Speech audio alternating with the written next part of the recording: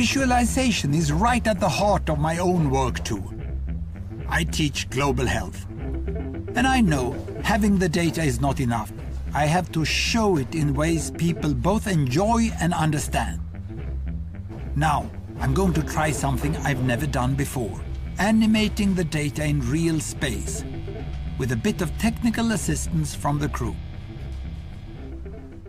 So, here we go. First, an axis for health. Life expectancy, from 25 years to 75 years.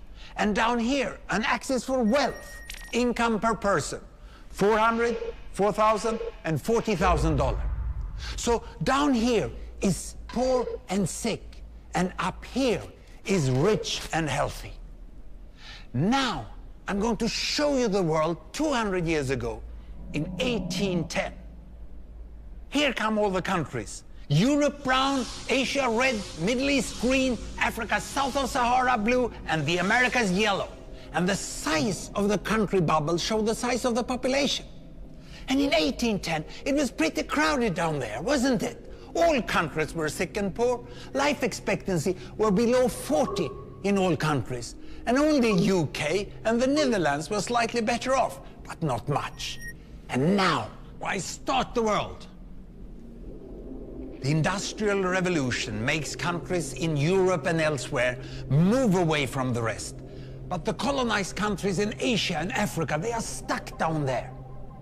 And eventually, the Western countries get healthier and healthier. And now we slow down to show the impact of the First World War and the Spanish flu epidemic. What a catastrophe! And now I speed up through the 1920s and the 1930s. And in spite of the Great Depression, Western countries forge on towards greater wealth and health. Japan and some others try to follow, but most countries stay down here. Now, after the tragedies of the Second World War, we stop a bit to look at the world in 1948. 1948 was a great year. The war was over, Sweden topped the medal table at the Winter Olympics, and I was born. But the differences between the countries of the world was wider than ever. United States was in the front, Japan was catching up, Brazil was way behind, Iran was getting a little richer from oil, but still had short lives. And the Asian giants, China, India, Pakistan, Bangladesh, and Indonesia, they were still poor and sick down here. But look what is about to happen. Here we go again. In my lifetime, former colonies gained independence, and then finally they started to get healthier and healthier and healthier. And in the 1970s, then countries in Asia and Latin America started to catch up with the Western countries. They became the emerging economies. Some in Africa follows. Some Africans were stuck in civil war and others hit by HIV. And now we can see the world today in the most up-to-date statistics. Most people today live in the middle, but there are huge differences at the same time between the best of countries and the worst of countries. And there are also huge inequalities within countries. These bubbles show country averages, but I can split them. Take China, I can split it into provinces. There goes Shanghai. It has the same wealth and health as Italy today.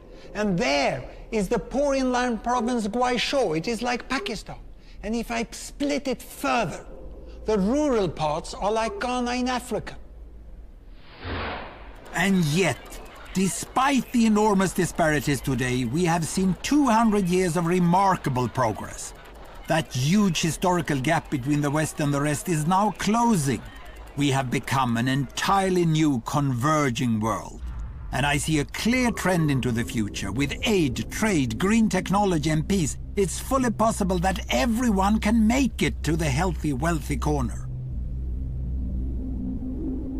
Well, what you just seen in the last few minutes is a story of 200 countries shown over 200 years and beyond.